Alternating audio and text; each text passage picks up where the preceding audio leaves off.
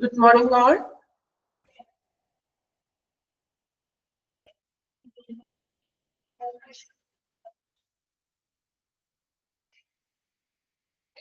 Good morning. Responsible yellow. Okay. Then in the exam, strength okay. Then class then class start class functions of management points points functions of management planning, organizing, staffing, directing and leading, then controlling. The sub-point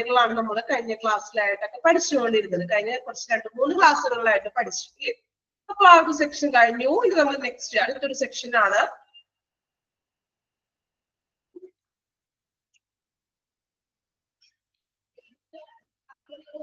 activities of hospital administration. Hospital administration in Barimbo. Course in the parents the hospital administration in Barimbo. What duties in the Chuma or administration the role in the Barayana. Hospital administrative day-to-day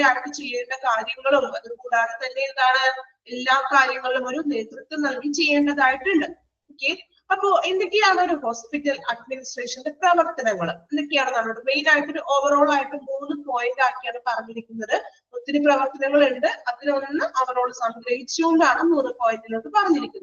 first one preparation of hospital legislation, planning of the hospital system as a whole, determination of international policy, regulation for the operations of hospitals, establishment of architectural control and standards. Preparation of hospital legislation. In the legislation, legislation. Social studies like a legislation. In the Malayalam legislation. Niyamangal, hospital and Niyamangal the Barimbo. In the Lama, hospital and Niyamangal the Barimada. Hospital and Niyamangal Indo. Niyamangal Indo Leo, yes or no? Indo Niyamangal hospital. Indo, okay. Then, Edakian hospital and Niyamangal the Barimada. In the Kiala example, I think Barayam to Niyamangal. Some hospital like a four with the Ranalo. I'm the Niyamangal the Barimbo. In the Kiala Niyamangal hospital. But if you some system more about the camera day. Niyamangal. Then in the Kiana example by you. Now it's no key. Some hospital forward rules and regulations again. Then example by example after the yellow. Now we're visiting in a Pogo. And I recommend so silence. Okay. Bishop the Palikiga, mask the Rikiga, okay, then, the points of the Patro, there are the Kiana. Mask the Kiana Katie with Sundagum, Silipo, mobile switch off, then pin in the Kiana. Visiting time of the guiding and doctor visiting time of the Timartin in Dagum, and the quality of the patient can't have a visiting time of the power time allowed to say so preparations of hospital legislation the following rules and regulations administration then planning of hospital system as a whole hospital system plan planning department section patient hospital planning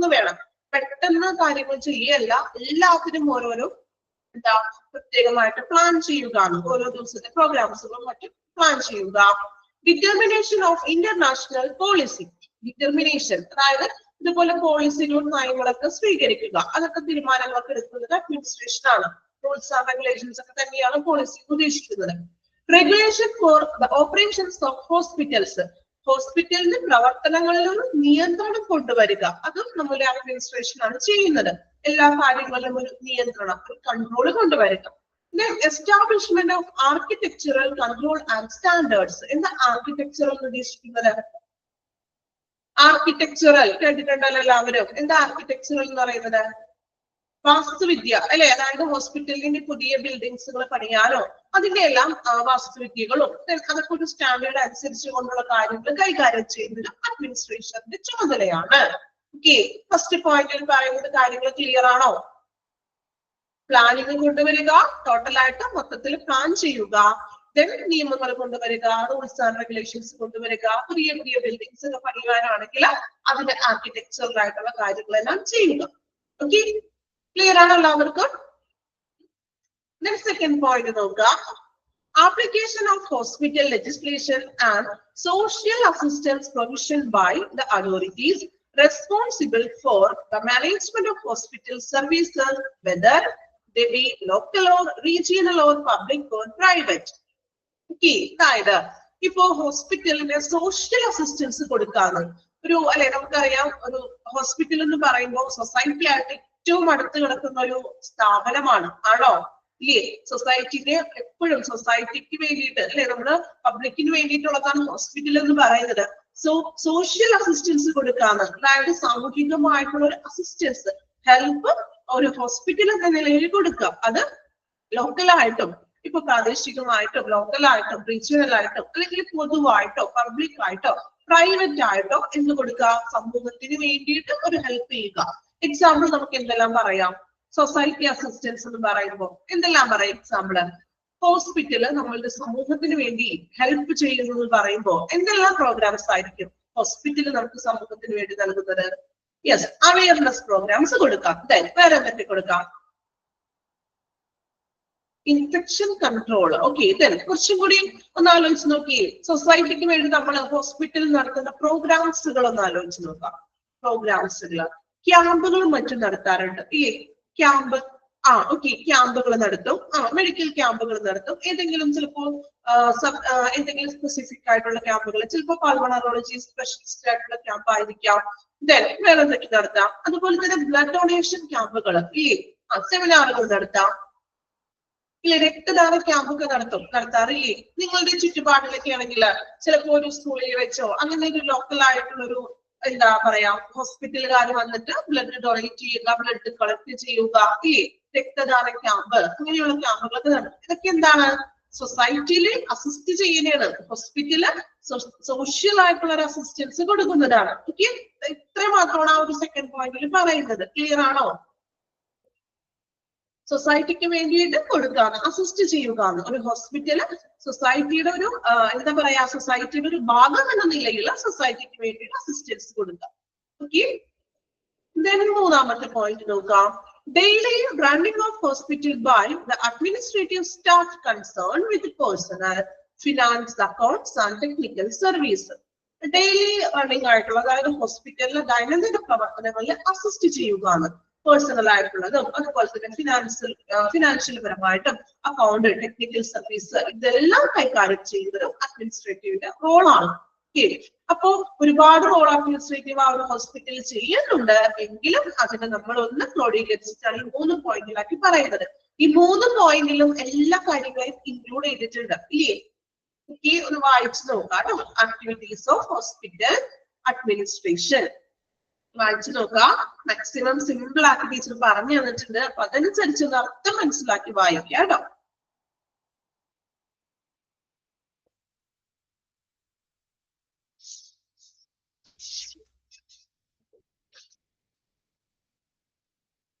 second പോയിന്റിൽ വേണമെങ്കിൽ നിങ്ങൾ ബ്രാക്കറ്റില medical camp, blood donation camp എന്നൊക്കെ ഒന്ന് example എഴുതി വെച്ചേക്കും കേട്ടോ.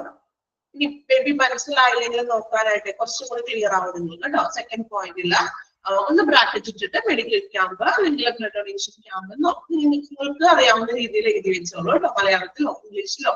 Okay,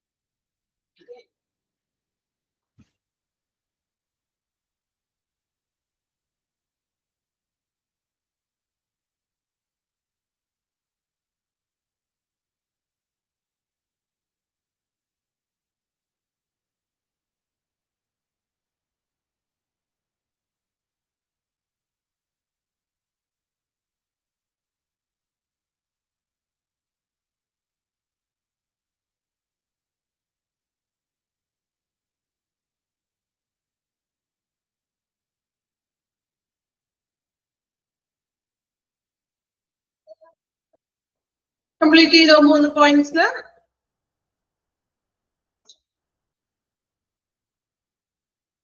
okay, ബ്രാക്കറ്റിൽ എഴുതി വെച്ചോ? സെക്കൻഡ് പോയിന്റില് മെഡിക്കൽ ക്യാമ്പ് എഴുതി വെച്ചോ ബ്രാക്കറ്റില്? ഓക്കെ, ക്ലിയർ ആണല്ലോ പോയിന്റ്സ് ഉള്ള? ഓക്കെ, നെക്സ്റ്റ് വൺ നോക്കാം. Challenges faced by an administrator. നമുക്കറിയാം ഏതൊരു ഡിപ്പാർട്ട്മെന്റിലും അത് ആ ഒരു ഡിപ്പാർട്ട്മെന്റിൽ ഒത്തിരി ഡ്യൂട്ടീസ് അവർ ചെയ്യുന്നുണ്ട്, എങ്കിലും അവർ ഒത്തിരി ചലഞ്ചസിന് നേരിടേണ്ടതായിട്ട് വരും, അതായത് വെല്ലുവിളികൾ നേരിടേണ്ടതായിട്ട് വരും. ഏത് മേഖലയിലും അങ്ങനെയല്ലേ, ഒത്തിരി വെല്ലുവിളികളെ നേരിടേണ്ടതായിട്ട് വരുന്നു.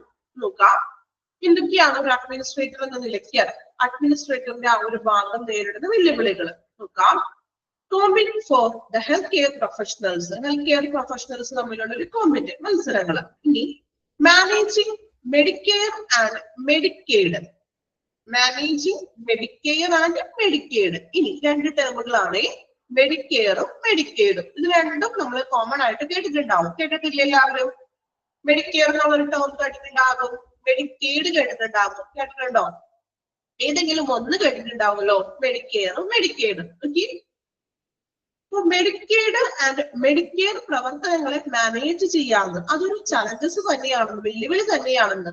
ഇനി എന്താണ് മെഡിക്കെയർ ആൻഡ് മെഡിക്കെയ്ഡ് എന്ന് പറയാം? നോട്ടൊന്നും എഴുതി വെക്കില്ല, ജസ്റ്റ് ഒന്ന് മനസ്സിലാക്കാൻ വേണ്ടിയിട്ടാണ്. അതിനുള്ളിൽ നിന്ന് എക്സ്ട്രാ ഒന്നും ചോദിക്കില്ല, ഓൺലി നിങ്ങൾക്ക് പഠിക്കാനുള്ളത് ആ മാനേജ് ആ പോയിന്റ് മാത്രം പഠിച്ചാൽ മതി. ജസ്റ്റ് അറിഞ്ഞിരിക്കാൻ വേണ്ടി പറഞ്ഞുതരാം. First one Medicare. മെഡിക്കെയർ എന്ന് എല്ലാവരും കേട്ടിട്ടുണ്ടാവുമല്ലോ, കേട്ടിട്ടുണ്ടോ മെഡിക്കെയർ? കേട്ടിട്ടുണ്ടോ? ഇനി ആദ്യമായിട്ട് കേൾക്കുന്നവരും ഉണ്ടാകും. ഓക്കെ, കുഴപ്പമില്ല, ജസ്റ്റ് ഒന്ന് അറിഞ്ഞിരിക്കാൻ മാത്രം. മെഡിക്കെയർ എന്ന് പറഞ്ഞിട്ടുണ്ടെങ്കിൽ അതൊരു ഇൻഷുറൻസ് പ്രോഗ്രാം ആണ്. ഓക്കെ, ഇൻഷുറൻസ് പ്രോഗ്രാം എബോവ് ഒരു 65 എബോവിന് മുകളിലുള്ള ആളുകൾക്ക്, വ്യക്തികൾക്ക് വേണ്ടിയിട്ടുള്ള ഒരു ഇൻഷുറൻസ് പ്രോഗ്രാം ഒക്കെയാണ് മെഡിക്കെയർ നമ്മൾ ഉദ്ദേശിക്കുന്നത്. ഓക്കെ, മെഡിക്കെയ്ഡ് എന്ന് പറയുന്നത് ഒരു ഇൻഷുറൻസ് പ്രോഗ്രാം ആണ്, പക്ഷെ അവിടെ ഒരു ഏജസും കാര്യങ്ങളൊന്നും മെഡിക്കെയ്ഡിൽ പറയുന്നില്ല. അതായത് ഒരു ഇൻഷുറൻസ് പദ്ധതി തന്നെയാണ് മെഡിക്കെയ്ഡ്. അതായത് കുറഞ്ഞ നിരക്കിലുള്ളത്, ഒരുപാട് പൈസ ഒന്നും വരത്തില്ല. എക്സാമ്പിൾ പറയണമെങ്കിൽ RSBY കേട്ടിട്ടുണ്ടോ? നിങ്ങൾ പലവരും ഉണ്ടാകും, വീട്ടിലൊക്കെ ഉണ്ടാവും. അതായത് നമുക്ക് എന്താണ്, ഒരു ബാക്ക്വേർഡ് ആയവർക്കും അതുപോലെ തന്നെ ഇത്ര വരുമാനത്തിൽ താഴെയുള്ളവർക്കും മാത്രമാണ് ഈ മെഡിക്കെയ്ഡ് ഒക്കെ അലൗഡ് ചെയ്യുന്നത്. RSBY എന്ന് പറഞ്ഞിട്ട് കേട്ടിട്ടുണ്ടോ? ആരും കേട്ടിട്ടില്ലേ കാർഡ്? ഓക്കെ, അതിന് ഏജ് ലിമിറ്റ് ഒന്നും ഇല്ല. നമ്മളുടെ വീട്ടിലെ എല്ലാവർക്കും തന്നെ അലൗഡ് ആയിരിക്കും. ഒരു സാമ്പത്തികമായിട്ടും കുറച്ച് എന്താ പറയാ, ഒരു എത്ര കറക്റ്റ് വരുമാനത്തിന് എത്രയാണെന്ന് എനിക്ക് കറക്റ്റ് ഓർമ്മയില്ല. ആ ഒരു അവർ ഉദ്ദേശിക്കുന്ന ആ ഒരു വരുമാനത്തിൽ താഴെ BPL ബിലോ ആണ് ഞാൻ പറഞ്ഞത്, കുറച്ചുകൂടി ബാക്ക്വേർഡ് ആയിട്ടുള്ളവർക്ക് വേണ്ടിയിട്ടുള്ളതാണ് ഇങ്ങനെയുള്ള മെഡിക്കെയ്ഡ് എന്ന് ഉദ്ദേശിക്കുന്നത്. ഓക്കെ, അതായത് കുറഞ്ഞ നിരക്കിലുള്ള ഒരു ആരോഗ്യ സംരക്ഷണ പദ്ധതി. ഓക്കെ, ബാക്ക്വേർഡ് ആയവർക്ക് വേണ്ടിയിട്ട് ഇപ്പൊ BPL RSBY അങ്ങനെയുള്ളവർക്ക് വേണ്ടിയിട്ടുള്ളതാണ് മെഡിക്കെയ്ഡ് എന്ന് ഉദ്ദേശിക്കുന്നത്. ഓക്കെ, എഴുതി വെക്കണോ ബ്രാക്കറ്റിൽ ചുമ്മാ മനസ്സിലാക്കാൻ വേണ്ടിയിട്ട്? RSBY ഫുൾ ഫോം ഒന്നും ചോദിച്ചിട്ടില്ല, ഇതിനകത്ത് നമുക്ക് ജസ്റ്റ് പറഞ്ഞത് മാത്രമുള്ളൂ കേട്ടോ. ഡിപ്ലോമയിൽ പഠിച്ചിട്ടുണ്ടല്ലോ, മെഡിക്കൽ ഇൻഷുറൻസിൽ പഠിച്ചിട്ടില്ലേ? പഠിച്ചിട്ടുണ്ട്. ഓക്കെ, ഓർമ്മയുണ്ടല്ലോ. അപ്പൊ ഓക്കെ, ജസ്റ്റ് ഒന്ന് അറിഞ്ഞിരിക്കാൻ വേണ്ടി ടീച്ചർ പറഞ്ഞത് മാത്രം കേട്ടോ. ഓൾറെഡി പഠിച്ചിട്ടുണ്ടല്ലോ, എഴുതി വെക്കണ്ട, എഴുതാനൊന്നും ഇല്ലാതില്ല. ഓക്കെ, അപ്പോ മാനേജിങ് മെഡിക്കെയർ ആൻഡ് മെഡിക്കെയ്ഡ് ഇതിനെല്ലാം മാനേജ് ചെയ്യുക. Then improve patient care through technology, പേഷ്യന്റിന്റെ പരിചരണം ടെക്നോളജിയിലൂടെ, പുതിയ പുതിയ സാങ്കേതിക വിദ്യയിലൂടെ രോഗി പരിചരണം കുറച്ചുകൂടി ഇംപ്രൂവ് ആക്കാൻ. അതായത് പുതിയ എക്യുപ്മെന്റ്സുകളൊക്കെ കൊണ്ടുവരിക, അങ്ങനെയുള്ള കാര്യങ്ങളൊക്കെ കൊണ്ടുവന്ന് കുറച്ചുകൂടി ഇംപ്രൂവ് ചെയ്യിക്കുക. Then specialize for growth, വളർച്ചയ്ക്ക് വേണ്ടിയിട്ട്, അതായത് ഹോസ്പിറ്റലിന്റെയും അല്ലെങ്കിൽ നമ്മളുടെ ആ ഒരു ഹോസ്പിറ്റലിന്റെ വളർച്ചയ്ക്ക് വേണ്ടിയിട്ട് കുറച്ച് കാര്യങ്ങളൊക്കെ ചെയ്യുക. പ്രിപ്പയർ ഫോർ ദ ഫ്യൂച്ചർ, ഫ്യൂച്ചറിലേക്കുള്ള പ്രിപ്പറേഷൻസുകളും ചെയ്യുക. ഇതെല്ലാമാണ് നമ്മൾ ഫേസ് ചെയ്യുന്ന ചലഞ്ചസ് എന്ന് പറഞ്ഞിട്ടുണ്ടെങ്കിൽ പോയിന്റ്സുകളാണ്. ആ പോയിന്റ്സുകൾ അതുപോലെ തന്നെ പഠിക്കാം. അത് ഡീറ്റെയിൽ ആയിട്ട് ഒന്നും പഠിക്കാനില്ല. തന്നിരിക്കുന്ന 5 പോയിന്റ്സുകൾ ഉണ്ട്, അത് മാത്രം ഒന്ന് പഠിച്ചു വെക്കുക, നോട്ട് ചെയ്ത് വെച്ചേക്കാം. ഇമ്പോർട്ടന്റ് ആണ്, പഠിക്കണം, എക്സാമിന് ചോദിക്കും. ഓക്കെ, പോയിന്റുകൾ അതുപോലെ തന്നെ പഠിക്കാം. അത് ഇനി എന്താണ് മെഡിക്കെയർ അതൊന്നും എക്സാമിന് ചോദിക്കുക. നമുക്ക് തന്നിരിക്കുന്ന പോയിന്റ്സുകൾ എക്സാക്ട് പോയിന്റ്സ് ആണ് തന്നിരിക്കുന്നത്, അതനുസരിച്ച് നിങ്ങൾ പഠിക്കാം. ഒരു പ്രാവശ്യം ഒന്ന് വായിച്ചു നോക്കുക കേട്ടോ ചലഞ്ചസ്. അതുകൊണ്ടാണ് ടീച്ചർ ഒരുപാട് ഡീറ്റെയിൽ ആയിട്ട് പറഞ്ഞു പോകാം. എന്നിട്ട് അതിന്റെ ആവശ്യമില്ല നമുക്ക്.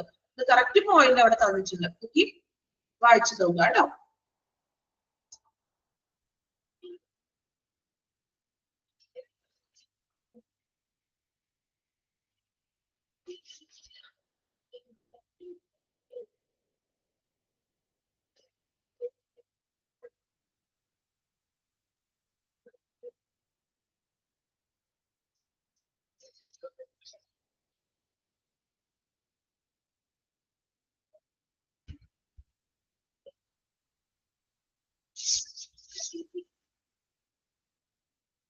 ഓക്കെ, കംപ്ലീറ്റ് ചെയ്തോ?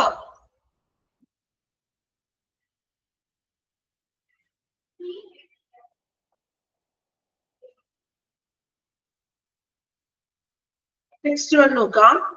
Elements of management. ഇപ്പൊ നമ്മൾ ഫങ്ഷൻസ് പഠിച്ചു മാനേജ്മെന്റിന്റെ ഇല്ലേ. നെക്സ്റ്റ് നോക്കുന്നത് മാനേജ്മെന്റിന്റെ എലമെന്റ്സ്. മെയിൻ ആയിട്ട് 4 എലമെന്റ്സ് ആണ്, ഇമ്പോർട്ടന്റ് ആണ്. സ്റ്റാർ മാർക്ക് ചെയ്ത് വെച്ചേക്കൂ.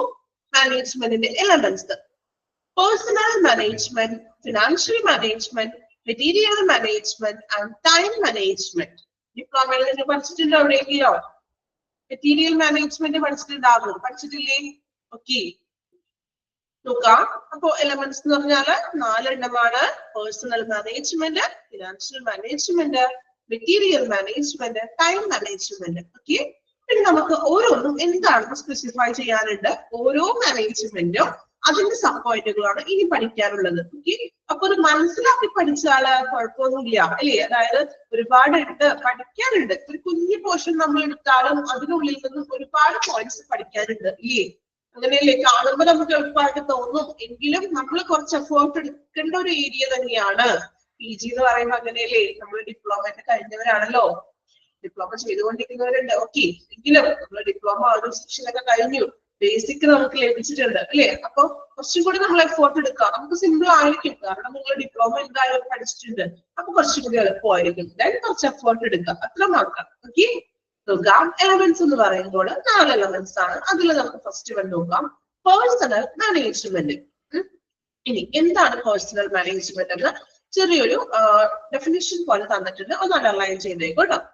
The function of caring for staff in an organization is known as personal management. Underline ചെയ്യാം. The function of caring for staff in the organization is known as personal management. അതെ, അതായത് ഒരു ഓർഗനൈസേഷൻസിലെ ജീവനക്കാര്, സ്റ്റാഫുകള് എന്താണ് care ചെയ്യുന്നത്, പരിപാലിക്കുന്നതിനെയാണ് എന്ത് വിളിക്കുക? Personnel management. പേഴ്സണൽ ആയിട്ട് ഒരു ബിസിനസ്സില അല്ലെങ്കിൽ ഒരു ഓർഗനൈസേഷൻസിലെ സ്റ്റാഫുകളെ പരിഗണിക്കുക അല്ലെങ്കിൽ ഒരു കെയർ കൊടുക്കുക, അതിനെയാണ് എന്ത് വിളിക്കുക? Personnel management. പേഴ്സണൽ ആയിട്ട് ഒരു കെയർ കൊടുക്കുക, ഇത്രേ ഉള്ളൂ. ഓക്കെ, അണ്ടർലൈൻ ചെയ്ത എല്ലാവരും. Okay, then steps of personal management. ഇനി പേഴ്സണൽ മാനേജ്മെന്റിന് 2 സ്റ്റെപ്പുകളാണ് പറയുന്നത്. First one human resource planning, then recruitment and selection. Recruitment selection നമ്മൾ ഓൾറെഡി പറഞ്ഞിട്ടുണ്ട്, ഓർമ്മയുണ്ടോ? കുറച്ച് പേർക്ക് ഓർമ്മ ആണല്ലോ അല്ലെ, കഴിഞ്ഞ ക്ലാസ്സിലായിട്ട് നമ്മൾ പറഞ്ഞിട്ടുണ്ട്. ഹ്യൂമൻ റിസോഴ്സ് പ്ലാനിങ്ങും റിക്രൂട്ട്മെന്റ് ആൻഡ് സെലക്ഷനും നോക്കാം. ഫസ്റ്റ് വൺ നമുക്ക് നോക്കാം, ഹ്യൂമൻ റിസോഴ്സ് പ്ലാനിങ്. ഇനി എന്താണ് ഹ്യൂമൻ റിസോഴ്സ് പ്ലാനിങ് എന്നാണ്? This is an information decision making processes designed to ensure that enough competent people and appropriate skills are available to perform jobs where and when needed. Look, എന്തൊക്കെയാണ്? അതായത് this is in information decision making അല്ലേ? അതായത് ഒരു തീരുമാനങ്ങൾ എടുക്കുന്ന ആ ഒരു പ്രോസസ്സാണ്, ഒരു ഡിസിഷൻ മേക്കിംഗ് പ്രോസസ്സിനെയാണ് നമ്മൾ ഹ്യൂമൻ റിസോഴ്സ് പ്ലാനിംഗ് എന്ന് പറയുന്നത്. ദെൻ എന്തിനു വേണ്ടിയിട്ടാണ് നമ്മൾ ഇതിന്റെ ഒരു ഡിസിഷൻസ് എടുക്കുന്നത്? Competent people and appropriate skills are available to perform job where and when needed. അതായത് എവിടെയാണ് സ്റ്റാഫുകൾ നമുക്ക് ആവശ്യമുള്ളത്, അല്ലെങ്കിൽ ആ ഒരു പൊസിഷനിലേക്ക് സ്കിൽഡ് ആയിട്ടുള്ള, അപ്രോപ്രിയേറ്റ് സ്കിൽഡ് ആയിട്ടുള്ള, ക്വാളിഫൈഡ് ആയിട്ടുള്ള ആളുകളെ തിരഞ്ഞെടുക്കാൻ വേണ്ടിയിട്ടുള്ള തീരുമാനങ്ങൾ എടുക്കുന്നു. അതിനെയാണ് നമ്മൾ ഹ്യൂമൻ റിസോഴ്സ് പ്ലാനിംഗ് എന്ന് വിളിക്കുന്നത്. ഒരു ഡിസിഷൻ മേക്കിംഗ് പ്രോസസ് ആണ്. എന്തിനു വേണ്ടിയിട്ട്? അതായത് നമ്മൾ എവിടേക്കാണോ വേർ ആൻഡ് വെൻ നീഡഡ്, ഏത് പൊസിഷനിലേക്ക് എപ്പോഴാണോ വേക്കൻസി ഉള്ളത് അവിടേക്ക് ആളുകൾ എടുക്കാൻ വേണ്ടിയിട്ട്, ഇവിടെ സ്കിൽഡ് ആയിട്ടുള്ള, ക്വാളിഫൈഡ് ആയിട്ടുള്ള ആളുകളെ എടുക്കാനുള്ള ഒരു തീരുമാനം. നമുക്ക് ഇങ്ങനെ ഇന്റർവ്യൂ നടത്താം എന്നൊക്കെ പറഞ്ഞൊരു തീരുമാനം എടുക്കുന്നു. ഒരു ഡിസിഷൻ മേക്കിംഗ് ആണ്. ഇതിനെയാണ് എന്ത് വിളിക്കുക? Human resource planning. ഹ്യൂമനെ നമ്മൾ നിയമിക്കുകയാണ് അല്ലെ, ക്വാളിഫൈഡ് ആയിട്ടുള്ള ആളെ നമ്മൾ എടുക്കാൻ വേണ്ടിയിട്ടുള്ള തീരുമാനങ്ങൾ എടുക്കുന്നു. അതിനെയാണ് എന്ത് വിളിക്കുക? Human resource planning. ക്ലിയർ ആണോ? ഓക്കെ, ക്ലിയർ ആയോ പറഞ്ഞ കാര്യം? ഡിസിഷൻ എടുക്കുന്നതാണ്, തീരുമാനങ്ങൾ എടുക്കുന്ന ഒരു പ്രോസസ് ആണ് ഹ്യൂമൻ റിസോഴ്സ് പ്ലാനിങ്. ഇപ്പോ ഏത് വേക്കൻസിയിലോട്ടാണ് അല്ലെ, എവിടേക്കാണ് അവിടെ സ്കിൽസ് ഉള്ള, അതായത് ക്വാളിഫൈഡ് ആയിട്ടുള്ള ആളുകളെ തിരഞ്ഞെടുക്കാനുള്ള ഒരു തീരുമാനം. Okay, recruitment and selection, recruitment steps. Recruitment എന്താണെന്ന് നമ്മൾ പഠിച്ചിട്ടുണ്ട് കേട്ടോ, അവിടെ പഠിച്ചില്ലേ? അതായത് ഒഴിവിലേക്ക് ആളുകളെ തിരഞ്ഞെടുക്കുന്ന ഒരു പ്രോസസ്സ്. ഓക്കെ, ഇനി നെക്സ്റ്റ് നോക്കുന്നത് റിക്രൂട്ട്മെന്റ് സ്റ്റെപ്സ്. ഒരു നമ്മളെ പേഴ്സൺസിനെ റിക്രൂട്ട് ചെയ്യുമ്പോൾ അതിന് സ്റ്റെപ്സും കാര്യങ്ങളൊക്കെ ഉണ്ട്. അപ്പോ എന്തൊക്കെയാണ് സ്റ്റെപ്സ് എന്നാണ് നോക്കുന്നത്. ഫസ്റ്റ് സ്റ്റെപ്പ് എന്ന് പറഞ്ഞാൽ ജോബ് അനാലിസിസ് ആണ്. ഓക്കെ, ജോലിയെ കുറിച്ചിട്ടുള്ള ഒരു വിശകലനം. ഇറ്റ് ഹാസ് ടു കോമ്പോണൻസ്, രണ്ട് കോമ്പോണൻസ് ആണ് ജോബ് അനാലിസിസിനുള്ളത്. Job specification and job description.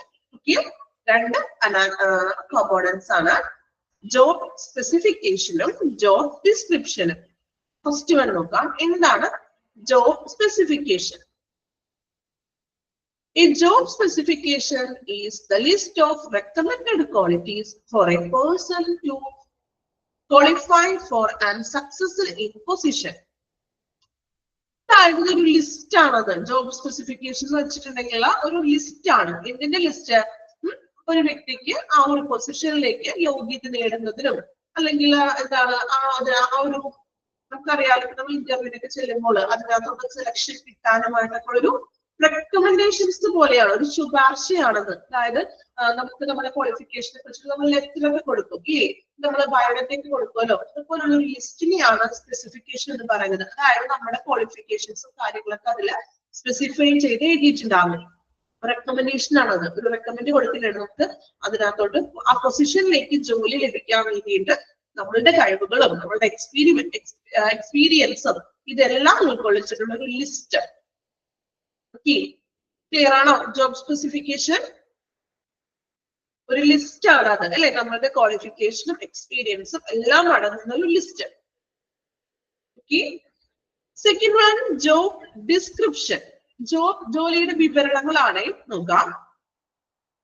Job description refers to a written informative documentation that states the duties, tasks, responsibilities and qualification of a job based on finding of a job analysis. അതായത് ഒരു രേഖാമൂലമുള്ള ഒരു document ആണത്, informative ആയിട്ടുള്ള ഒരു document ആണ്. അതിൽ നമ്മൾ ചെയ്യേണ്ട നമ്മുടെ പൊസിഷൻ എന്താണ്, ടാസ്ക്, റെസ്പോൺസിബിലിറ്റീസ്, ക്വാളിഫിക്കേഷൻ, ഇതെല്ലാം അടങ്ങുന്ന ഒരു ഡോക്യുമെന്റ് ആണ് ജോബ് ഡിസ്ക്രിപ്ഷൻ എന്ന് പറയുന്നത്. എക്സാമ്പിൾ പറയുകയാണെങ്കിൽ ഇപ്പൊ നിങ്ങൾ കോഴ്സ് എടുക്കുന്നതിന് മുൻപായിട്ട് അല്ലെങ്കിൽ നിങ്ങൾ ജോലിയൊക്കെ അന്വേഷിക്കുമ്പോൾ നിങ്ങൾ ഗൂഗിളിലൊക്കെ ഒന്ന് സെർച്ച് ചെയ്ത് നോക്കും ഇല്ലേ? ജോബ് നോക്കാറില്ലേ? നോക്കിയിട്ടില്ല ഇതുവരെ ആരും? നോക്കാറുണ്ടോ? ഇപ്പോ എക്സലൊക്കെ ആണെങ്കിലും നിങ്ങൾ ഇപ്പോ ഇന്ത്യയിലോ അല്ലെങ്കിൽ കൗക്കരി അങ്ങനെ കുറെ ഇതുണ്ട് തൊഴിൽ നമ്മൾ നോക്കുന്നത് അല്ലേ? അപ്പോ അതിന് നോക്കുമ്പോൾ ഇപ്പൊ ജോബിന്റെ ഡീറ്റെയിൽ അത് നമ്മളൊന്ന് നോക്കുമ്പോൾ അതിനകത്ത് ജോബ് ഡിസ്ക്രിപ്ഷൻ പറഞ്ഞു കൊടുത്തിട്ടുണ്ടാകും. ശ്രദ്ധിച്ചിട്ടുണ്ടോ ആരെങ്കിലും? ശ്രദ്ധിച്ചിട്ടുണ്ടോ? യെസ്, ഒരാൾ അനിത മാത്രം നോക്കിയിട്ടുള്ളോ ജോബ്? ആരും നോക്കിയിട്ടില്ല? അപ്പോ ഇന്ന് ജസ്റ്റ് ഒന്ന് നിങ്ങളൊന്ന് സെർച്ച് ചെയ്ത് നോക്കണേ. എന്തെങ്കിലും ഇപ്പൊ ഓഫീസ് ജോബോ അങ്ങനെ എന്തെങ്കിലും ഒന്ന് സെർച്ച് ചെയ്ത് നോക്കാം. അപ്പോ ജോലിയുടെ അപ്പോ അതിനകത്ത് നമ്മള് നിങ്ങൾ ഒന്നും കൂടി അതിന് ഡീറ്റെയിൽ ആയിട്ടൊന്ന് സെർച്ച് ചെയ്യുമ്പോൾ അതിൽ ജോബ് ഡിസ്ക്രിപ്ഷൻ എന്നും പറഞ്ഞു കൊടുത്തിട്ടുണ്ടാകും. അപ്പൊ അതിൽ ഡീറ്റെയിൽ ആയിട്ട് എഴുതിയിട്ടുണ്ടാകും നമ്മൾ എന്തൊക്കെ കാര്യങ്ങളാണ് ചെയ്യേണ്ടത്. ചിലപ്പോൾ വർക്കിംഗ് ടൈം ഉണ്ടാകും, സാലറിയുടെ കാര്യം ഉണ്ടാകും, അതുപോലെ തന്നെ എന്തൊക്കെയാണ് നമ്മളുടെ ഡ്യൂട്ടീസ് എന്തൊക്കെയാണ്, ദെൻ അതിന് വേണ്ടുന്ന സ്കിൽസ്, എക്സ്പീരിയൻസ് എത്ര ഇയർ ആണ് നമുക്ക് വേണ്ടത്. ഇങ്ങനെയുള്ള കാര്യങ്ങൾ ഈ ജോബ് ഡിസ്ക്രിപ്ഷനിൽ എഴുതിയിട്ടുണ്ടാകും. അപ്പോ ഇനി നമുക്ക് നെക്സ്റ്റ് ക്ലാസ്സിൽ വരുമ്പോൾ ഞാൻ ചോദിക്കാട്ടോ, അതൊരു ടാസ്ക് ആയിട്ട് നമുക്ക് തന്നാലോ? ഓക്കെയാണോ എല്ലാവരും? ജസ്റ്റ് ഒന്ന് സെർച്ച് ചെയ്ത് നോക്കണേ. അപ്പൊ അതിൽ നിങ്ങൾ ജോബ് ഡിസ്ക്രിപ്ഷൻ ഉണ്ടോ എന്ന് സെർച്ച് ചെയ്യണം. ഓക്കെയാണോ എല്ലാവരും? മറന്നു പോകുമോ? നെക്സ്റ്റ് ക്ലാസ്സിൽ ഞാൻ വരുമ്പോൾ തന്നെ ചോദിക്കും. ഓക്കെ, ഏതെങ്കിലും ഒരു ജോബ് സെർച്ച് ചെയ്ത് നോക്കാം. ഇപ്പോ ഓഫീസ് ജോബ് വേക്കൻസീസോ അങ്ങനെ എന്തെങ്കിലും ഒന്ന് സെർച്ച് ചെയ്യാം. ദെൻ അതിൽ ഒന്നും കൂടി നിങ്ങൾ സെർച്ച് ചെയ്യണം. നിങ്ങൾ ഓപ്പൺ ആക്കിയിട്ട് വീണ്ടും ഒന്ന് ഏതെങ്കിലും ഒരെണ്ണം എടുക്കുക, ഓപ്പൺ ചെയ്യാം. ഓപ്പൺ ചെയ്യുമ്പോൾ അതിലെ ജോബ് ഡിസ്ക്രിപ്ഷൻ കാണുന്നുണ്ടോ എന്ന് നോക്കണം. ഓക്കെ ആണല്ലോ ടാസ്ക്? മറന്നു പോകുവാണെങ്കിലോ നെക്സ്റ്റ് ക്ലാസ്സിൽ ടീച്ചർ ചോദിക്കാം. ഓക്കെ, നിങ്ങൾ തന്നെ നേരിട്ട് നോക്കുമ്പോഴേ നമുക്കത് മനസ്സിൽ നിൽക്കും, ഒരിക്കലും മറക്കില്ലേ നമ്മൾ. അതുകൊണ്ടാണ് നിങ്ങൾക്ക് അത് ടാസ്ക് ആയിട്ട് തന്നത്. ഓക്കെ, അപ്പോ ക്ലിയർ ആണല്ലോ? ഇനി നെക്സ്റ്റ് വൺ സെലക്ഷൻ. എന്താ സെലക്ഷൻ എന്ന് പറഞ്ഞിട്ടുണ്ടെങ്കിൽ സെലക്ട് ചെയ്യുക എന്നതുകൊണ്ട് ഉദ്ദേശിക്കുന്നത് എന്താണ്? നിങ്ങളുടേതായിട്ടുള്ള രീതിയിൽ എന്താണ് ഒരു സെലക്ഷൻ ചെയ്യാന്ന് വെച്ചാൽ? ഒന്നുമില്ല. സെലക്ഷൻ എന്ന് പറഞ്ഞാൽ വേക്കൻസീസിനെ ഫില്ല് ചെയ്യുന്നതിനാണ് എന്ത് വിളിക്കുക? സെലക്ഷൻ എന്ന് പറയുന്നത്. നോക്കാം, അണ്ടർലൈൻ ചെയ്യണം കേട്ടോ. സെലക്ഷൻ എന്താണ് എക്സാമിൽ ചോദിക്കും. Selection is A process of identifying and hiring the applicants for the filling the vacancies in an organization. അതായത് ഒരു ഓർഗനൈസേഷൻസിലെ ഒഴിവുകളൊക്കെ കണ്ടെത്തി അപേക്ഷകരെയൊക്കെ നമ്മൾ കണ്ടെത്തുന്ന ആ ഒരു പ്രോസസ്സിനെയാണ് എന്ത് വിളിക്കുക? സെലക്ഷൻ. വേക്കൻസീസ് ഫിൽ ചെയ്യാൻ വേണ്ടിയിട്ട് ആപ്ലിക്കൻസിനെ കണ്ടെത്തുന്നു. അണ്ടർലൈൻ ചെയ്തോ selection? Okay, then next one selection steps. ഒരു ജോലിയിലോട്ട് നമ്മൾ ഒറ്റയടിക്കിട്ട് സെലക്ട് ചെയ്ത ജോബിന് നാളെ തുടങ്ങി ജോയിൻ ചെയ്യാൻ പറയോ? ഇല്ല, പല പല പ്രോസസ്സുകളുണ്ട് അല്ലെ? സെലക്ഷൻ എങ്ങനെയൊക്കെയാണ് സെലക്ഷന്റെ സ്റ്റെപ്പ് എന്നാണ് നമ്മൾ നോക്കുന്നത്. Before the actual recruitment process. Selection എന്ന് പറഞ്ഞാല് ശരിക്കും ഒരു റിക്രൂട്ട്മെന്റ് പ്രോസസ്സിന് മുൻപുള്ളതാണ് അല്ലെ? അതിനുശേഷമാണ് റിക്രൂട്ട് ചെയ്യുന്നത്. It is essential to perform a job analysis to understand precisely what an organization needs and where it needs it. A job analysis will provide a clear position description which will help to attract the right talent. Once the job posting process is done, you will begin receiving applicants for many candidates. And this is where the selection process begins. Okay? Selection എന്ന് പറഞ്ഞാല് before actual recruitment process. ശരിക്കും പറഞ്ഞാൽ റിക്രൂട്ട്മെന്റിന് മുന്നായിട്ടുള്ള ഒരു process ആണ് select ചെയ്യാന്ന് പറഞ്ഞിട്ടുണ്ടെങ്കിൽ അല്ലെ? അതായത് ഒരു ജോബ് അനാലിസിസ് നടത്തും ആദ്യം. അതായത് job analysis is essential to perform job analysis. അപ്പോ സെലക്ഷന് മുന്നായിട്ട് നമ്മൾ ജോബ് അനാലിസിസ് നടത്തും. അതായത് ജോലിയുടെ ഒരു വിശകലനം അല്ലെ? ആ ജോലിയെ കുറിച്ചിട്ടുള്ള ഒരു വിശകലനം നമ്മൾ നടത്തും. അല്ലെങ്കിൽ എന്താണ് വേണ്ടത്, അല്ലെങ്കിൽ എന്താണ് ഏതൊക്കെ പോസ്റ്റിലേക്കാണ് ഒഴിവുകൾ ഉള്ളത് എന്നൊക്കെ മനസ്സിലാക്കാൻ വേണ്ടിയിട്ട് ഒരു ജോബ് അനാലിസിസ് കൊടുക്കുന്നു. ഈ job analysis will provide a clear position description which will help to attract the right talent. അപ്പൊ ഒരു എന്താ പറയാ, ഒരു ജോബ് വിശകലനം കുറച്ചും കൂടി എന്താണ് ക്ലിയർ ആയിട്ടുള്ളൊരു, നമുക്ക് ഏത് പൊസിഷനിലേക്ക് അല്ലെങ്കിൽ എന്തൊക്കെയാണ് നമ്മുടെ ഡ്യൂട്ടീസ് ചെയ്യേണ്ടത്, റോൾസ് എന്തൊക്കെയാണ് എന്നുള്ളൊരു ക്ലിയർ ആയിട്ടുള്ള ഒരു ക്ലാരിഫിക്കേഷൻ കിട്ടുന്നു. So which will help to attract the right talent. So നമുക്ക് ശരിയായിട്ടുള്ള ടാലന്റ് ഉള്ള പേഴ്സൺസിനെ നമുക്ക് അതിലൂടെ ലഭിക്കുന്നു. അതായത് നമുക്കറിയാം, ഇപ്പോ ഏതെങ്കിലും ഒരു ജോബ് നമ്മുടെ ക്വാളിഫിക്കേഷൻ കൂടി നോക്കിയിട്ടല്ലേ നമ്മൾ അതിൽ അപ്ലൈ ചെയ്യുന്നത്, ആണോ?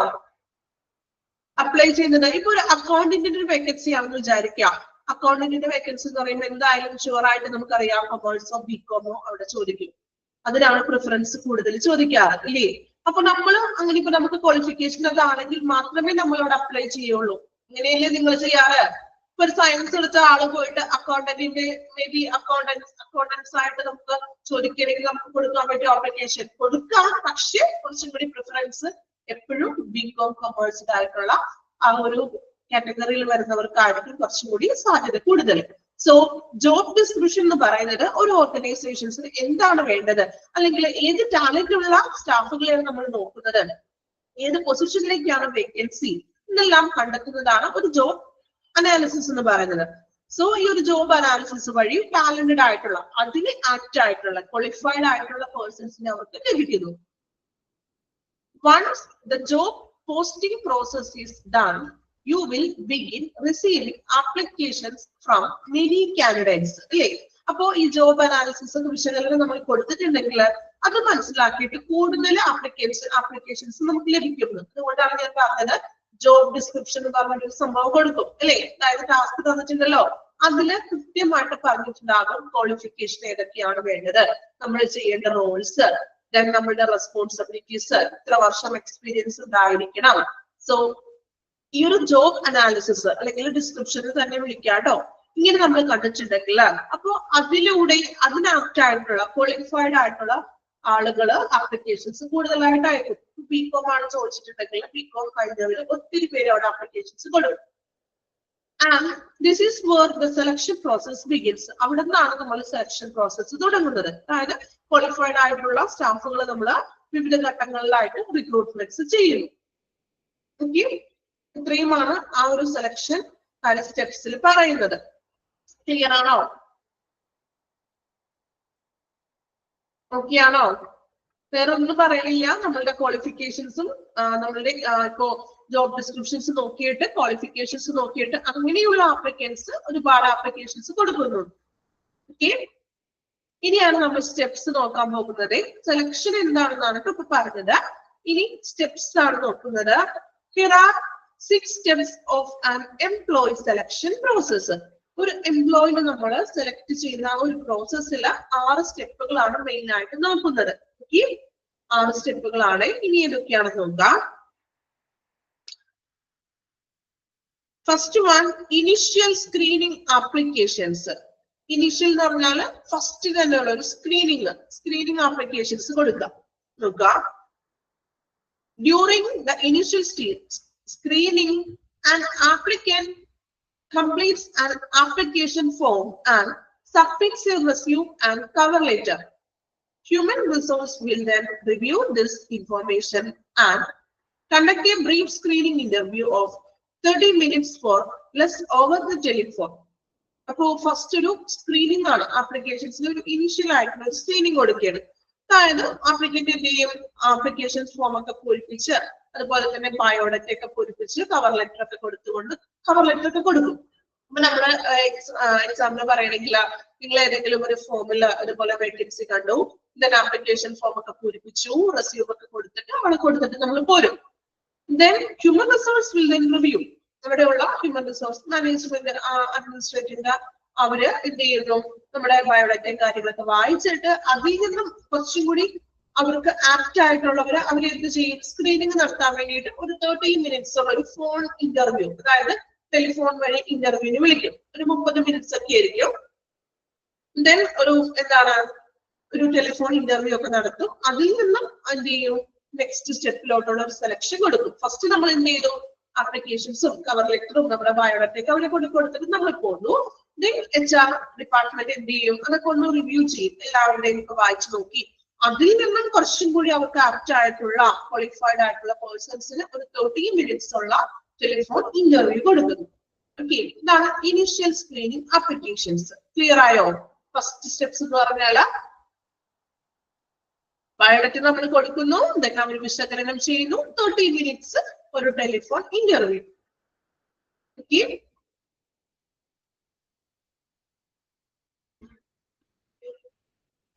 Next one employment test. രണ്ടാമത്തെ സ്റ്റെപ്പാണ് എംപ്ലോയ്മെന്റ് ടെസ്റ്റുകൾ.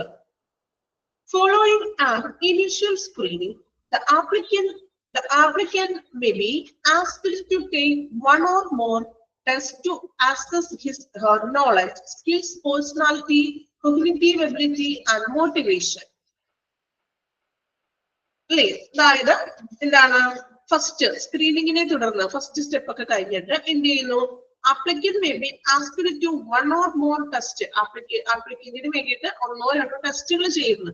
അതായത് അപേക്ഷകന്റെ ആപ്ലിക്കന്റിന്റെ നോളജും സ്കിൽസും പേഴ്സണാലിറ്റി ഒക്കെ അറിയാൻ വേണ്ടിയിട്ട് ടെസ്റ്റുകൾ നടത്തും. കൊഗ്നിറ്റീവ് എബിലിറ്റി ടെസ്റ്റ്, അതായത് ചിലപ്പോൾ ഒരു റിട്ടൺ ടെസ്റ്റ് പോലെ നടത്താം, അല്ലെങ്കിൽ സ്പീക്കിംഗ് നമ്മള് ലാംഗ്വേജ് നല്ല രീതിയിൽ കൈകാര്യം ചെയ്യാൻ കഴിയുന്നുണ്ടോ, അല്ലെ?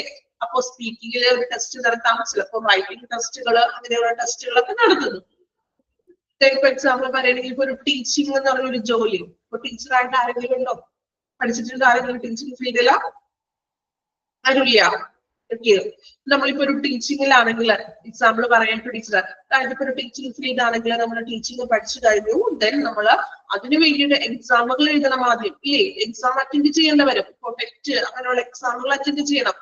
ദെൻ എക്സാം അറ്റൻഡ് ചെയ്ത് പാസ്സായിട്ട് നമ്മൾ ഇതുപോലെ എവിടെയെങ്കിലും ഏതെങ്കിലും സ്കൂളുകളിൽ ബയോഡേറ്റ നമ്മൾ കൊടുക്കുന്നു. ദെൻ അതിൽ നിന്നും ആപ്റ്റായവരെ വിളിക്കും. ദെൻ വീണ്ടും ഇവിടെ എന്ത് ചെയ്യും, ഒരു റിട്ടൺ ടെസ്റ്റ് പോലെ നടത്തും. അതുപോലെ തന്നെ സ്പീക്കിംഗ് ടെസ്റ്റ് നടത്തും, ദെൻ റിട്ടൺ ടെസ്റ്റ് നടത്തും, നമ്മുടെ സ്കിൽസ് അറിയാൻ വേണ്ടിയിട്ട്. അതുപോലെ തന്നെ എക്സ്ട്രാ ഒരു ഡെമോ ക്ലാസ് നമുക്ക് എടുപ്പിക്കും ടീച്ചേഴ്സിന്. കാരണം കുട്ടികളിലോട്ട് അത് എത്തിക്കാൻ പറ്റുന്നുണ്ടോ, ടീച്ചിങ് വേ എങ്ങനെയാണ്, ഇതെല്ലാം. അപ്പോ ഇതെല്ലാം ടീച്ചിങ്ങിന്റെ അല്ലെങ്കിൽ ആ ഒരു പേഴ്സൺസിന്റെ കഴിവുകൾ, ടോട്ടലായിട്ടുള്ള എല്ലാ കഴിവുകളെയും കൂടി അണ്ടർസ്റ്റാൻഡ് ചെയ്തുകൊണ്ടാണ് സെലക്ട് ചെയ്യുന്നത്. ക്ലിയർ ആയോ? അതായത് സ്ക്രീനിങ് കഴിഞ്ഞിട്ട് ടെസ്റ്റ്, അതായത് ഓരോ ടെസ്റ്റുകൾ നടത്തും. റിട്ടൺ ടെസ്റ്റ് ആയിക്കൊള്ളട്ടെ, അല്ലെങ്കിൽ സ്പീക്കിംഗ്, ഇങ്ങനെയാണ് ലാംഗ്വേജ്, അല്ലെങ്കിൽ ടീച്ചിങ് ഫീൽഡില്. ഇപ്പൊ എക്സാമ്പിൾ മാത്രമാണ് ഞാൻ ടീച്ചിങ് ആയിട്ട് പറഞ്ഞത്. അപ്പൊ ഒരുപാട് ടെസ്റ്റുകളുടെ അടിസ്ഥാനത്തിൽ നമ്മൾ സെലക്ട് ചെയ്യും. രണ്ടാമത്തെ പ്രോസസ് ആണ് എംപ്ലോയ്മെന്റ് ടെസ്റ്റ്. ഓക്കെ, നമ്മൾ വായിച്ചില്ല അല്ലെ? എവിടെ തുടങ്ങിയാണ് ഇനി വായിക്കാനുള്ളത്? കുറച്ച് ടീച്ചർ എടുത്തു പോയിട്ടോ. എവിടെ തുടങ്ങിയായിരുന്നു ഇനി വായിക്കുന്നത്? ഹ്യൂമൻ റിസോഴ്സ് പ്ലാനിങ് നമ്മൾ വായിച്ചോ? എലമെന്റ്സ് തുടങ്ങി വായിക്കാനുണ്ടല്ലോ. എലമെന്റ്സ് വായിച്ചായിരുന്നോ? വായിച്ചോ എലമെന്റ്സ്? ഇല്ലാലോ, വായിച്ചില്ലല്ലോ എലമെന്റ്സ്. ഇല്ല, ഓക്കെ, വായിച്ചോളൂ കേട്ടോ. വായിക്കാൻ ഞാൻ വിട്ടുപോയി, വായിപ്പിച്ചിട്ടാണ് ഞാൻ അടുത്തതിലോട്ട് കടക്കുന്നത്. ഓക്കെ, വായിച്ചോളൂ. എലമെന്റ്സ് തുടങ്ങി വായിക്കാം. എലമെന്റ്സ് തുടങ്ങി 2 സ്റ്റെപ്പ് വരെ ഒന്ന് വായിക്കാം കേട്ടോ.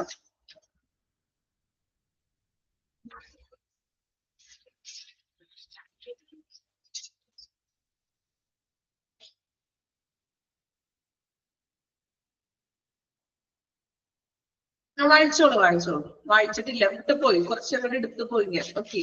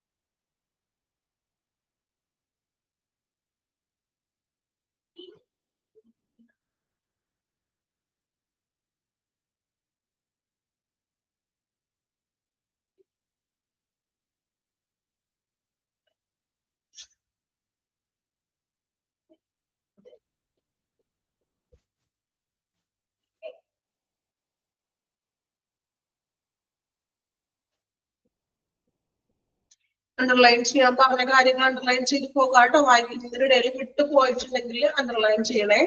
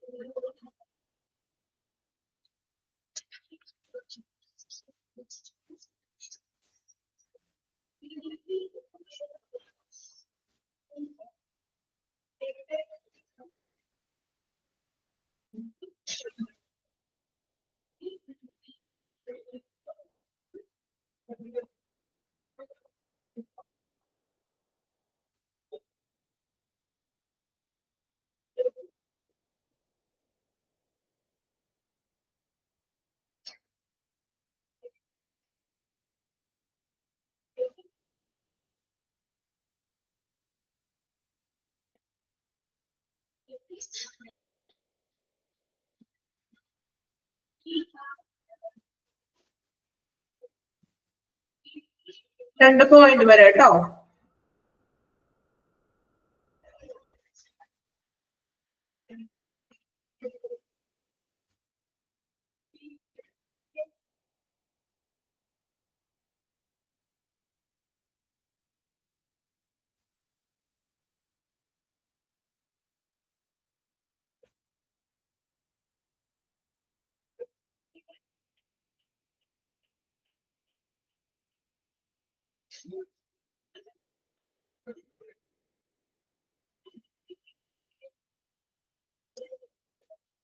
കംപ്ലീറ്റ് ചെയ്തോ?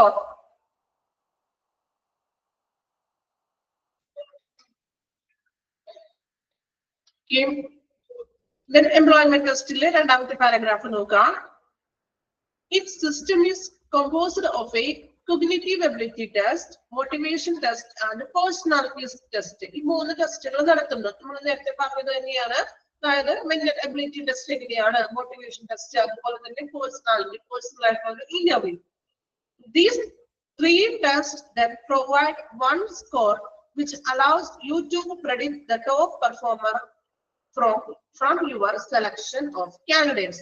So ഈ 3 തരത്തിലുള്ള എക്സാമിനേഷൻ ടെസ്റ്റുകൾ ചെയ്യുന്നു. Then ഈ 3-ൽ നിന്നും 3 ടെസ്റ്റുകളും സ്കോർ ചെയ്തിട്ട് അതിൽ മികച്ച പ്രകടനം വിലയിരുത്തുന്നു. അതായത് ഇങ്ങനെ ഓരോ സെക്ഷനിലും എത്രത്തോളം ഉണ്ടെന്നുള്ളത് വിലയിരുത്തുന്നു ഓരോ സ്റ്റാഫുകളുടെയും.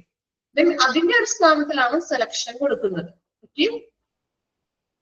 Then നെക്സ്റ്റ് അടുത്ത സ്റ്റെപ്പാണ് സെലക്ഷൻ ഇന്റർവ്യൂ. ഇന്റർവ്യൂവിനുള്ള സെലക്ഷൻ കൊടുക്കുന്നത്. Those who pass initial screening are invited to face interviews. അപ്പൊ എന്താണ് ഇനീഷ്യൽ സ്ക്രീനിങ്ങിനൊക്കെ വിജയിച്ചിട്ടുണ്ടെങ്കിൽ, അതായത് നമ്മൾ പറഞ്ഞല്ലോ ടെലിഫോൺ കോളിൽ ഇന്റർവ്യൂ ചെയ്തു, അതിലാണ് ഓക്കെയാണ്, അതിൽ ആ ഒരു അപ്ലിക്കന്റ് വിജയിച്ചുവെങ്കിൽ നേരിട്ടുള്ള ഡയറക്റ്റ് ആയിട്ടുള്ള ഫേസ് ടു ഫേസ് ഇന്റർവ്യൂവിൽ അറ്റൻഡ് ചെയ്യാവുന്നു. ഇനി എന്താണ് ഇന്റർവ്യൂവിൽ പറയുന്നത് നോക്കാം. സെലക്ഷൻ ഓഫ് ഇന്റർവ്യൂ ആണ്. The format of these types of interviews varies. പല തരത്തിലും ഇന്റർവ്യൂ ഉണ്ടെന്ന്.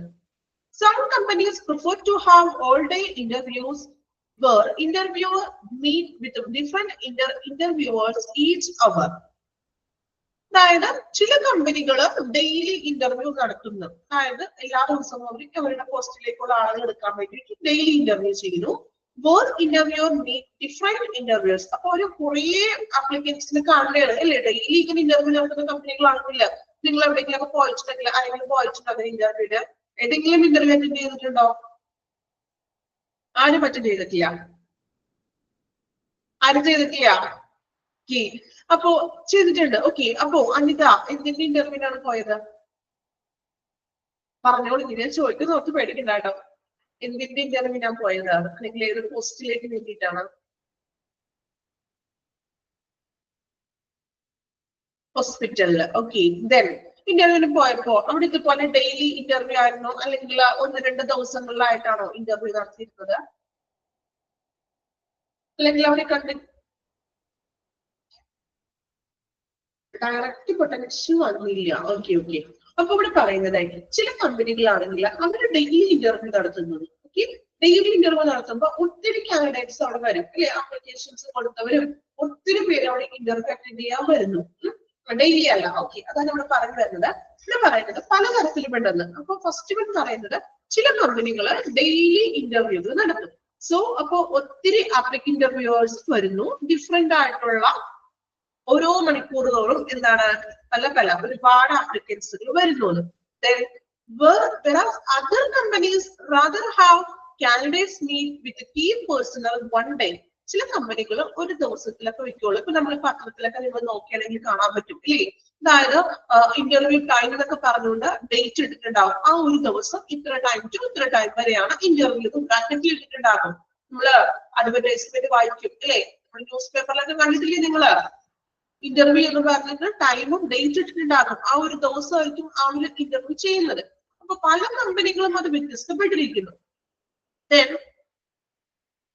this interview is designed to observe communication skills and motivations, and applicant may be presented with a realistic job situation, such as dealing with a disgruntled customer and asked to describe how he or she would handle the problem. അതായത് ചില കമ്പനികൾ, അതായത് 2 types ആണ് പറയുന്നത്. അതായത് 2 കമ്പനികൾ, അതായത് ചില കമ്പനികൾ ഡെയിലി ഇന്റർവ്യൂസ് നടത്തുന്നു.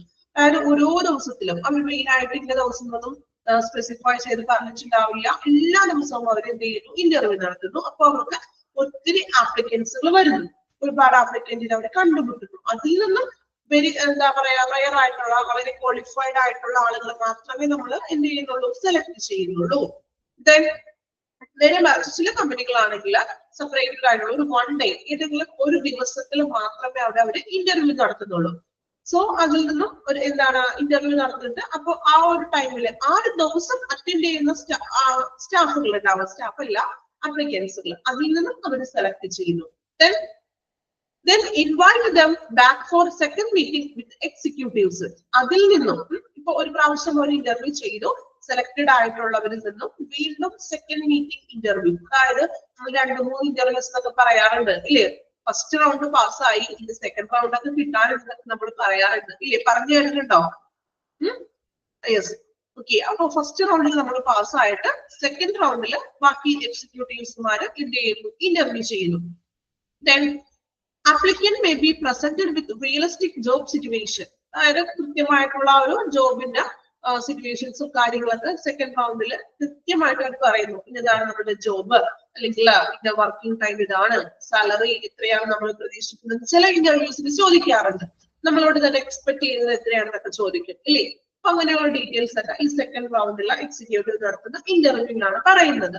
ഓക്കെ, ഇത്രയും കാര്യങ്ങളാണ് ഇന്റർവ്യൂല് പറയുന്നത്. ഇന്റർവ്യൂ അല്ല, സെലക്ഷൻ ഇന്റർവ്യൂ കൊണ്ട് ഉദ്ദേശിക്കുന്നത്. ഓക്കെ, ഒന്ന് വായിച്ചു നോക്കുക.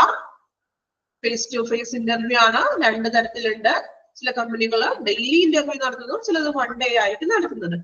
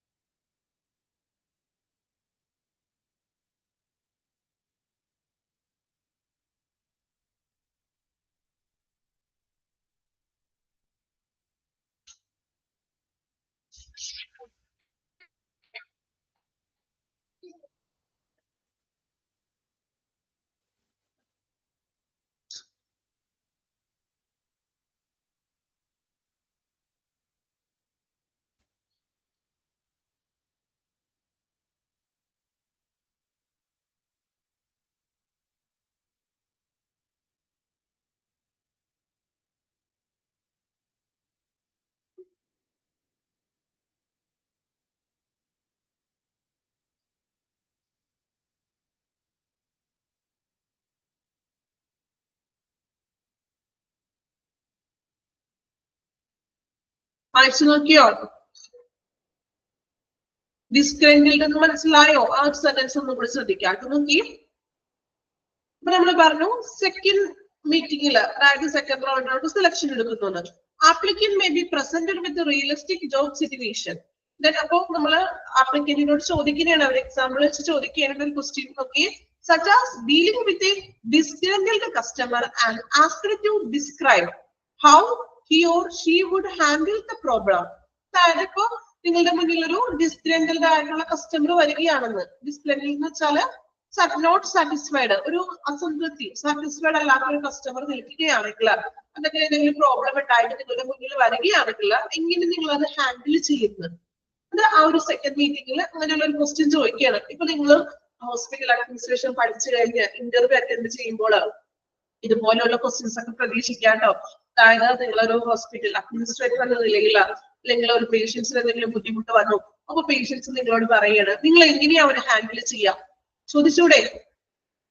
ഓക്കെ, അപ്പൊ നമ്മൾ ഈ പഠിക്കുന്നത് എക്സാമിന് വേണ്ടി മാത്രമല്ല കേട്ടോ. കാരണം ഫ്യൂച്ചറിലേക്ക് നമുക്ക് ഇന്റർവ്യൂ ഉണ്ട് എന്തായാലും, ഇല്ലേ? ഇന്റർവ്യൂ അറ്റൻഡ് ചെയ്താൽ മാത്രമേ നമുക്ക് ഒരു ജോബ് കിട്ടുള്ളൂ. സോ നമ്മളുടെ എങ്ങനെയാണോ നമുക്ക് നല്ലൊരു മാർക്ക് സ്കോർ ചെയ്യണം, അതോടൊപ്പം തന്നെ ഇന്റർവ്യൂവിൽ നമ്മുടെ പെർഫോമൻസ്, അതിനെയൊക്കെ ബേസ് ചെയ്തുകൊണ്ടാണ് നമുക്ക് ജോലിയിലേക്കുള്ള പ്രവേശനം. ഓക്കെ, പഠനം മാത്രം എക്സാമിന് ജയിക്കാൻ വേണ്ടി മാത്രമല്ല നമ്മൾ ഈ പഠിക്കുന്നത്, ഇല്ലേ?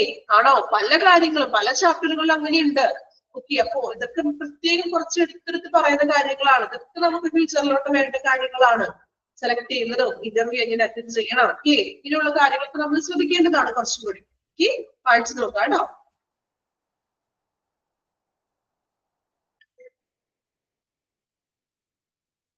കംപ്ലീറ്റ് ചെയ്തോ? വായിച്ച് ഡിസ്ഗ്രാൻഡൽ എന്ന് വെച്ചിട്ടുണ്ടെങ്കിൽ നോട്ട് സാറ്റിസ്ഫൈഡ് എന്ന് എഴുതി വെക്കാട്ടോ. മുകളിൽ നോട്ട് സാറ്റിസ്ഫൈഡ്, സാറ്റിസ്ഫൈഡ് അല്ലാത്ത എന്നുള്ളൊരു മീനിങ്.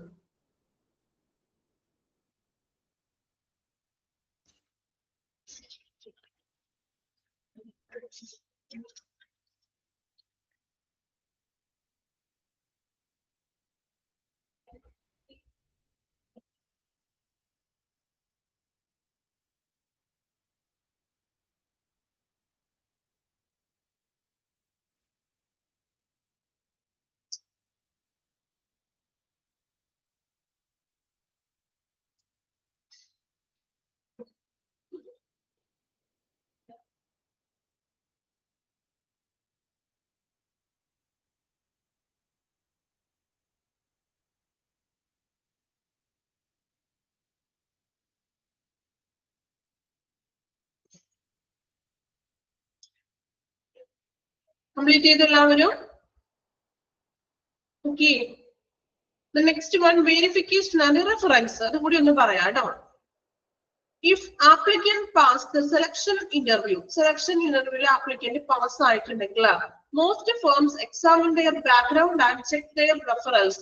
അല്ലേ? അതായത് വെരിഫിക്കേഷൻ വേണ്ടിയിട്ട് ബാക്ക്ഗ്രൗണ്ട്സും നമ്മുടെ സർട്ടിഫിക്കറ്റ്സ് കാര്യങ്ങളൊക്കെ വാങ്ങിക്കുന്നു. Should an employer review applicants' backgrounds, legal history, reasons for leaving previous job and even credit worthiness? Okay.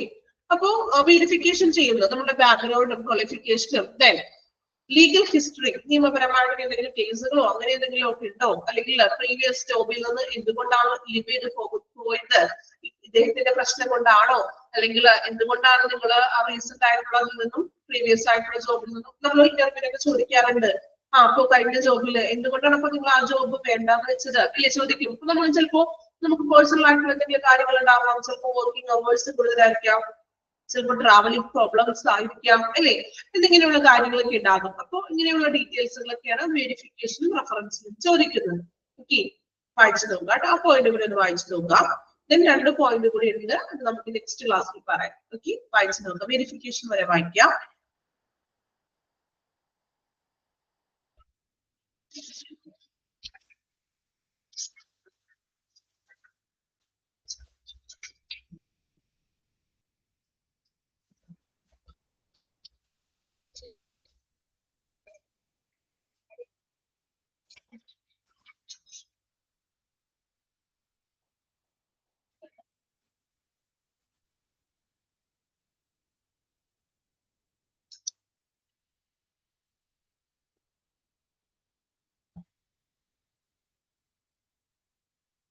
Credit worthiness എന്ന് വെച്ചാലേ നമുക്ക് അദ്ദേഹത്തിന് നമുക്ക് എടുക്കാനായിട്ടുള്ള ഒരു യോഗ്യത ഉണ്ടോ എന്നൊക്കെയുള്ള ചെക്ക് ചെയ്യാന്നുള്ള ഒരു മീനിങ് ആണ് ഉദ്ദേശിക്കുന്നത് കേട്ടോ. യോഗ്യത ഉണ്ടോന്ന്, അതായത് ഇപ്പൊ നമ്മൾ പറയുന്നത് ഇപ്പൊ പ്രീവിയസ് ജോബിൽ നിന്നും എന്തുകൊണ്ടാണ് പോകുന്നത്, അങ്ങനെ എന്തെങ്കിലും പ്രശ്നങ്ങൾ ഉണ്ടാക്കിയിട്ടാണോ, അദ്ദേഹത്തിന് പിരിച്ചുവിട്ടതാണോ എന്നുള്ള കാര്യങ്ങളൊക്കെ നമ്മൾ ചെക്ക് ചെയ്തിട്ട് അതിന് നമ്മളുടെ കമ്പനിക്ക് ആപ്റ്റ് ആണോ എന്ന് നോക്കുക.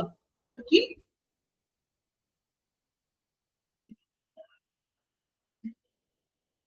ഓക്കെ, നമ്മള് വെരിഫിക്കേഷൻ ആൻഡ് റെഫറൻസ് വരെയാണ് ഇന്നത്തെ ക്ലാസ്സിൽ എടുത്തിരിക്കുന്നത്. സോ നന്നായിട്ട് വായിക്കുക, നല്ലപോലെ വായിക്കണം, എഫോർട്ട് എടുത്ത് പഠിക്കേണ്ട ഭാഗങ്ങൾ പഠിക്കുക, അണ്ടർലൈൻ ചെയ്ത ഭാഗങ്ങൾ പ്രത്യേകമായിട്ട് പഠിക്കാം. ഓക്കെ, ക്ലിയർ ആണോ എല്ലാവർക്കും? ഇന്നെടുത്ത ഭാഗങ്ങള് ഒരുപാട് നമുക്ക് ഡീറ്റെയിൽ ആയിട്ടൊന്നും പഠിക്കാനില്ല. എക്സാം ആവശ്യമുള്ളത് മാത്രം മാക്സിമം ഞാൻ സിമ്പിൾ ആക്കിയിട്ടാണ് പറഞ്ഞു തന്നിരിക്കുന്നത്. ഓക്കെ ആണോ? ഫോളോ ചെയ്യാൻ പറ്റുന്നുണ്ട് എല്ലാവർക്കും? ക്ലാസ് ഓക്കെ ആണോ? പറയുന്ന കാര്യങ്ങൾ ക്ലിയർ ആണോ? റെസ്പോൺസ് ഒന്നും ഇല്ലാലോ നിങ്ങള്? ക്ലിയർ ആണോ? ഓക്കെ, ചോദിക്കുന്നതേ മീൻസ് ഡൗട്ട്സ് എന്തെങ്കിലും ഉണ്ടെങ്കിൽ ചോദിക്കാം കേട്ടോ. ഇനി വായിച്ചിട്ട് എന്തെങ്കിലും ഉണ്ടെങ്കിൽ നെക്സ്റ്റ് ക്ലാസ്സിൽ വരുമ്പോൾ ചോദിക്കാം. Okay, thank you all.